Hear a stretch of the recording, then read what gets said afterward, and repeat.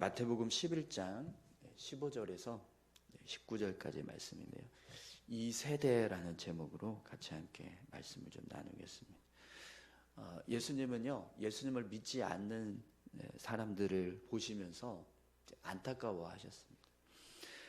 아무리 예수님께서 인간의 몸으로 이 땅에 오셨다라고 해도 예수님께서 행하시는 일들을 보면 분명히 예수님이 메시아라는 걸 알 수 있습니다. 그런데 많은 사람들이 그런 예수님의 모습을 보면서도 예수님을 믿지 않았습니다. 그래서 그렇게 예수님을 믿지 않는 사람들을 향해서 오늘 예수님이 어떤 그들의 모습이 어떤 모습인가 이렇게 말씀하시는 내용인데요. 분명히 예수님께서 행하시는 일들을 보면 예수님이 메시아라는 것을 충분히 알 수 있었습니다. 그럼에도 불구하고 예수님의 능력을 보는 사람들이 예수님을 믿지 않고 또 예수님을 거부했던 모습, 그 모습을 예수님께서 오늘 본문에서 이렇게 말씀하고 있는데요. 여러분 16절 17절 말씀 함께 보겠습니다. 이 세대를 무엇으로 비유할까? 비유하건대 아이들이 장터에 앉아 제 동물을 불러 이르되 우리가 너희를 향하여 피리를 불어도 너희가 춤추지 않고 우리가 슬피 울어도 너희가 가슴을 치지 아니하였다함과 같도다. 아멘. 예수님은 예수님을 믿지 않는 사람들의 모습이 마치 아이들이 장터에 앉아서 동물을 부르는 겁니다. 동물을 불러서 피리를 불며 함께 춤을 추자라고 하는데 전혀 동무들이 같이 춤을 추지 않는 모습과 같다라고 말씀하십니다.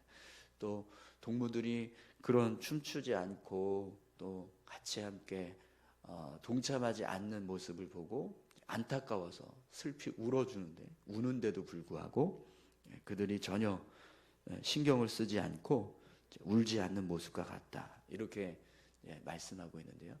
여러분 이 말씀은요 아무리 애를 써도 전혀 마음을 열지 않는 모습을 말씀하는 겁니다. 예수님께서 지금 수많은 사역을 감당하십니다. 기적을 행하시고 또 귀신도 쫓아내고 수많은 병자들을 고쳐주시고 그렇게 정말 어쩌면 수단과 방법을 다 동원하시는 걸지도 모르겠습니다. 그렇게 자신이 메시아라는 사실을 드러내고 있습니다. 그런데도 불구하고 사람들이 그 모습을 보면서 전혀 마음을 열지 않는 거죠. 그 모습을 지금 예수님께서 말씀하고 계시는 거예요. 그럼 여러분 이 이야기에서 아이들의 모습을 보실 때 결국 누가 손해를 보게 될까요? 어떤 사람이 손해를 볼까요? 피리를 불어주고 또 함께 춤추자고 하는 아이들이 손해일까요? 그들을 동무들을 향해서 슬피 울어주는 아이들이 손해일까요? 아니면은 피를 부는데도 춤추지 않고 또 가슴을 치면서 울지 않는 동무가 손해일까요? 분명 동무들이 손해일 겁니다. 왜냐하면 예수님께서 말씀하시는 이 비유의 모습을 잘 보시면 아이들이 장터에 앉아서 동물을 부를 때 이유가 있습니다. 동무들에게 자신들이 가지고 있는 어떤 기쁨을 나누기 위해서 동물을 부르고 있는 거예요. 그냥 피리를 불면서 같이 놀자 이렇게 하는 게 아니라 뭔가 자신들이 가지고 있는 기쁨이 있습니다. 그래서 그 기쁨을 나누기 위해서 피리를 불면서 동무들을 불렀다라는 거죠. 그런데 그런 부름에 동무들이 전혀 참여하지 않는다는 겁니다. 그렇게 되면 결국에는 동무들은요, 자기들을 불렀던 그 아이들이 가지고 있는 기쁨을 함께 나누지 못하게 되는 거예요. 또 아이들이 동물을 불렀을 때 그들이 춤추지 않는 모습을 보면서 안타까워하면서 슬피 울었습니다. 그러니까 그들의 모습이 반응하지 않는 그 모습을 보면서 왜 이 기쁨에 동참하지 않을까? 그런 마음이 있었던 거예요. 그래서 동무들을 보면서 슬피 울었다라는 거죠. 그런데 그 동무들은 자신들을 향해서 울고 있는 그 아이들의 모습을 보고도 전혀 감동이 없는 거죠. 깨달음이 없는 거죠. 그래서 전혀 관심도 갖지 않고 함께 울지도 않고 그런 모습이 되고 있다는 겁니다. 그럼 결국에는 누가 손해가 될까요? 자기들의 어떤 변화되지 못하는 모습을 보면서 안타까워하고 있는 아이들이 손해가 아니라 그걸 깨닫지 못하고 함께 동참하지 않고 있는 동무가 손해라는 거예요. 예수님께서 지금 이 비유의 말씀을 하시는 이유는요, 내가 이렇게 복음을 전하고 구원의 은혜를 베풀고 있는데도 불구하고 그걸 받아들이지 않고 있는 이제 사람들의 모습, 그 모습을 볼 때 결국 누가 손해냐라는 겁니다. 여러분, 복음을 전파하고 있는 예수님이 손해일까요? 아니면 그 복음을 받아들이지 않는 사람들이 손해일까요? 당연히 복음을 받아들이지 않는 사람들이 손해가 되는 겁니다. 그래서 예수님께서 오늘 이 비유의 말씀을 하실 때 15절에 뭐라고 말씀하시죠? 귀 있는 자는 들을지어다, 이렇게 말씀하십니다. 여러분, 귀 있는 자는 들을지어다, 이 말씀은 두 귀가 있는 사람만 들어라가 아닙니다. 그죠? 이 말씀을 듣고 깨달아서 이 말씀을 붙잡으려고 하는 사람, 그 마음을 가지고 있는 사람은 들어라, 이렇게 말씀하시는 거예요. 근데 여러분, 예수님께서 왜 이렇게 말씀하실까요? 귀 있는 자는 들어라. 예수님은요, 당신이 말씀하고 있는 그 말씀이 분명 유익이 있다라는 걸 분명하게 말씀하는 겁니다. 이거 들어야 너희에게 유익이 있다라는 거예요. 근데 듣지 못하면 결국에는 듣지 못하는 너희가 손해라는 겁니다. 그래서 예수님이 귀 있는 자는 들어라, 이렇게 말씀하는 겁니다. 예수님께서 비유의 말씀을 하셨을 때 내가 바로 그런 무관심하고 무반응했던 동무구나, 내가 왜 그런 어리석은 행동을 했을까, 나를 위해서 이렇게 기쁨을 나누고 또 구원의 은혜를 나누고 있는 예수님이 계신데 왜 그걸 내가 헤아리지 못하고 이렇게 무관심하게 행동했을까, 이걸 깨달으라는 거예요. 그래서 이것이 깨달아졌을 때 결국에는 예수님을 붙잡고 구원의 은혜 가운데 나올 수 있다라는 겁니다. 여러분, 예수님을 믿지 못하는 사람들의 모습은요, 결국 어떤 일을 하는 거냐면 스스로 자신들에게 주어진 구원의 은혜를 거부하는 자가 되는 겁니다. 또 자신들에게 주어진 어떤 회개의 기회들을 그냥 놓치는 거예요. 그럼 결국 누가 손해를 볼까요? 예수님이 아니라 그걸 거부하고 있는 사람들이 손해가 되는 겁니다. 여러분, 분명 예수님은 우리를 구원하시기 위해서 이 땅에 오신 메시아이십니다. 아멘이신가요? 그렇기 때문에 예수님의 초청에 응답을 하지 않는다, 그렇다면 그 사람은 스스로 자신에게 주어진 구원을 거부하는 것이 되는 겁니다. 사랑하는 성도 여러분, 오늘 저와 여러분들이 예수님 앞에서 늘 마음의 문을 열고 말씀에 귀를 기울이는 자가 되시기 바랍니다. 예수님께서 우리를 부르실 때 기쁨으로 나아가는 모습이 결국에는요, 구원의 은혜 가운데서 삶을 살아가는 모습입니다. 오늘 저와 여러분들이요, 예수님의 부르심 앞에 늘 응답할 수 있는 그런 믿음의 사람들 다 되시기를 축원합니다. 또 오늘 본문을 보시면 예수님께서 예수를 믿지 못하는 사람들의 모습에 대해서 이렇게 말씀하세요. 18절 19절입니다. 요한이 와서 먹지도 않고 마시지도 아니하매 그들이 말하기를 귀신이 들렸다 하더니 인자는 와서 먹고 마시매 말하기를 보라, 먹기를 탐하고 포도주를 즐기는 사람이요 세리와 죄인의 친구로다 하니 지혜는 그 행한 일로 인하여 옳다함을 얻느니라. 아멘. 여러분, 지금 예수님께서 하시는 이 말씀의 내용을 잘 보십시오. 예수님을 믿지 못하는 사람들의 모습을 보면 이들은요, 정말 악한 마음으로 가득 차 있다는 걸 알 수 있습니다. 세례 요한이 금식을 합니다. 자신을 절제해서 하나님 앞에서 거룩함을 지키려고 하는 그런 모습으로 살았습니다. 그런데 그 모습을 보고 귀신이 들렸다, 이렇게 비방을 하는 거예요. 그런데 이번에는 예수님께서 이제 죄인들과 또 연약한 사람들, 그들과 교제하시면서 그들을 돌보십니다. 함께 먹고 마시면서 그들의 친구가 되어주십니다. 또 그들을 구원하시기 위해서 헌신하는 일을 하셨어요. 그런데 그 모습을 향해서 먹기를 탐하고 포도주를 즐기는 사람이다. 또 세리와 죄인의 친구다. 이렇게 비방을 했다는 겁니다. 먹기를 탐하고 포도주를 즐기는 사람이라는 말은요, 방탕하게 육신의 어떤 정욕을 따라서 살아가는 사람이라는 겁니다. 또 세리와 죄인의 친구다라는 건 그런 불의한 자들과 어울리는 그런 불의한 자다, 이렇게 이야기를 하고 있는 거예요. 그러니까 예수님을 향해서 믿지 않는 사람들의 모습이 이런 모습이었다는 거예요. 세례 요한이 금식하고 절제하면서 하나님 앞에서 경건하게 할 때는 그걸 귀신 들렸다라고 비방을 하고 있고, 또 예수님께서 연약한 자들, 그들을 돌보시고 그들과 함께 교제하시는 모습을 볼 때는 또 먹기를 탐하고 죄인들과 어울리는 불의한 자다, 이렇게 비방을 했다라는 겁니다. 여러분, 이 모습은요, 믿음이 없어서 예수님을 믿지 못하는 게 아니라 그 마음이 악한 마음으로 가득 차 있었다라는 거예요. 그러면 여러분, 이 모습도, 지금 예수님께서 말씀하시는 이 모습도 한번 생각해 보십시오. 누가 결국 손해일까요? 불의하고 악한 생각으로 가득 찬 사람들입니다. 세례 요한과 예수님을 비방한 사람들이 결국 손해를 보게 됩니다.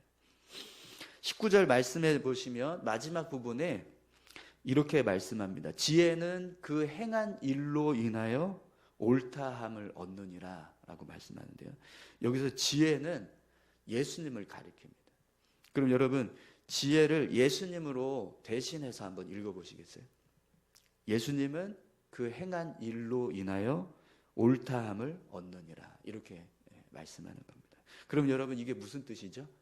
예수님께서 행하신 일은 결국 하나님 앞에서 옳다, 이렇게 인정을 받게 될 거라는 거예요.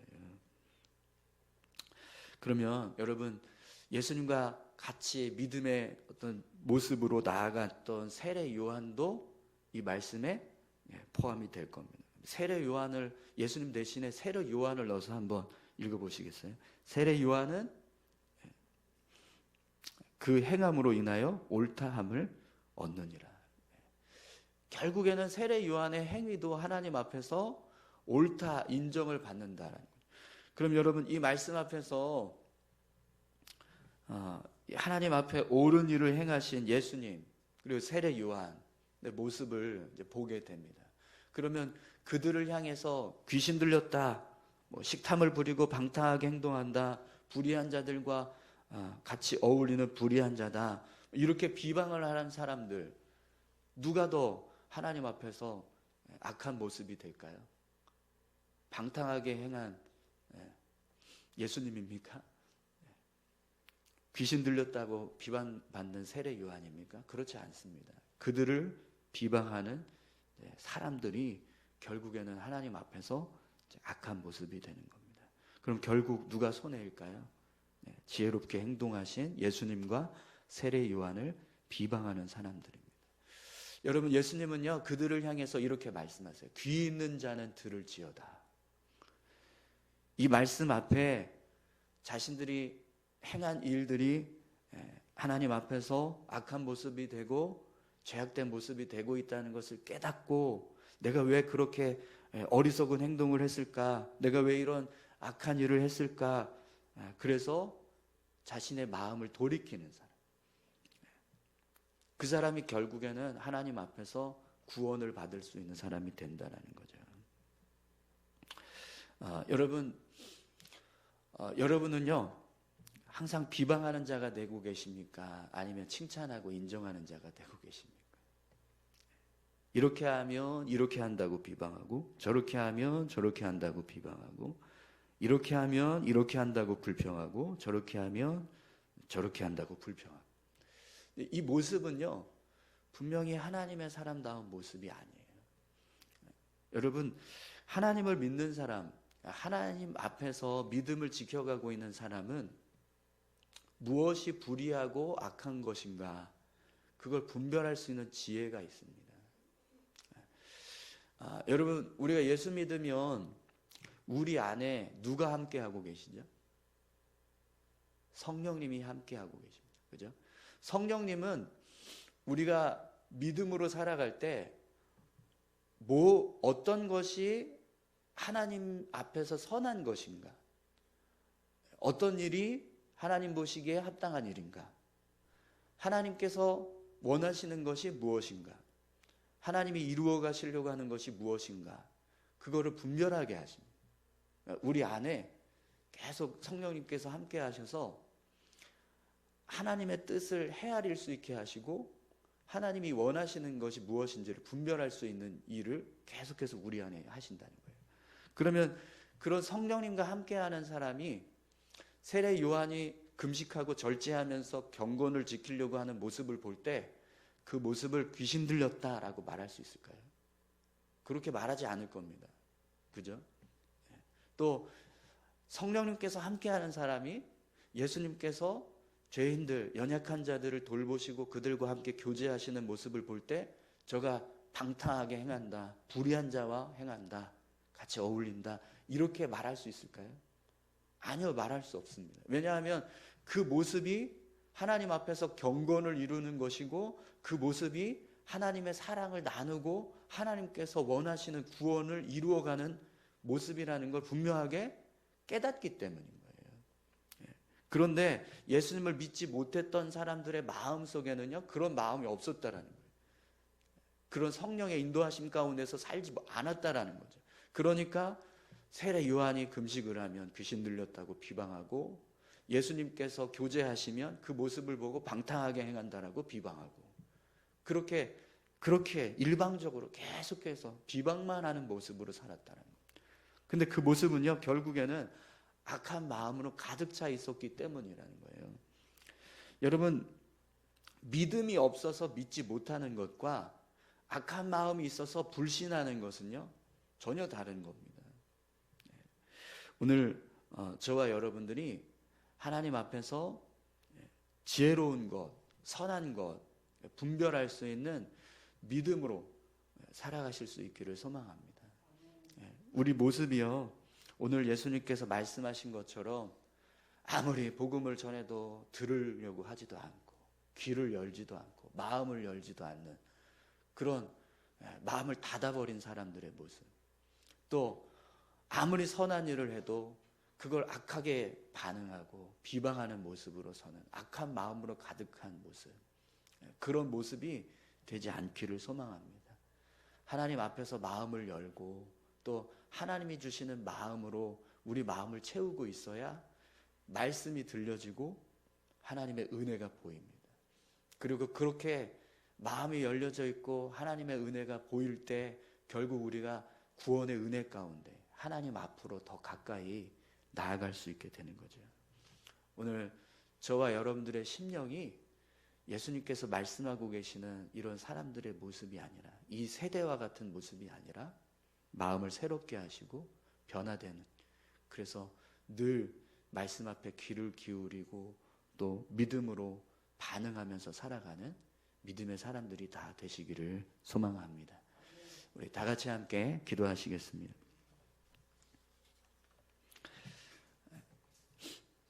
우리의 마음을 하나님 앞에서, 말씀 앞에서 열어놓고 또 그 말씀 앞에, 하나님 앞에 우리가 믿음으로 나아갈 수 있는 그런 심령들이 될 수 있도록 우리를 붙들어 주십시오.